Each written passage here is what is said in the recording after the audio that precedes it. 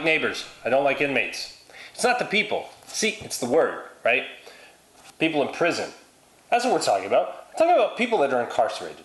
People who either make mistakes or end up in the criminal justice system for whatever reason, whatever color, doesn't really matter. Problem is, once they are convicted of their crime, they go away to incarceration, right? And inside incarceration, they are labeled, that's right, inmate. Anybody know where that word comes from? Anybody know why? Why?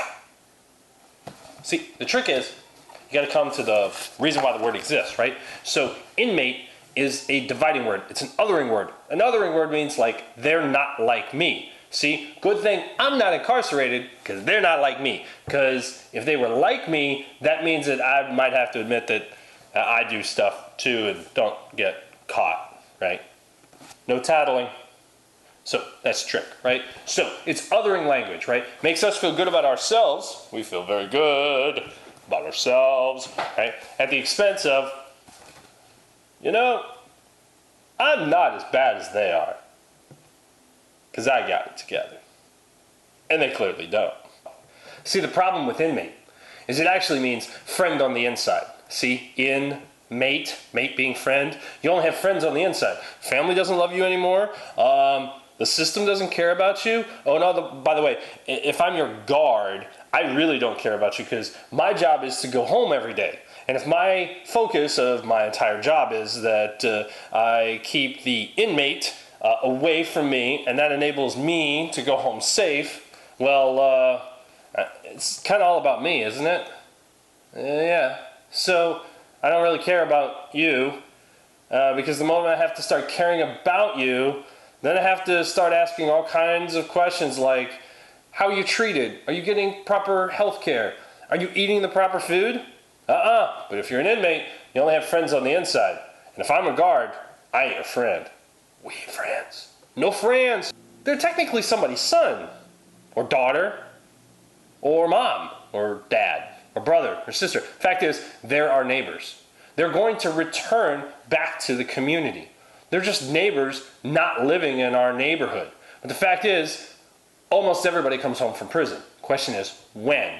And they're not inmates. They have to have friends on the outside. Because if they don't have friends on the outside, guess what's going to happen, folks?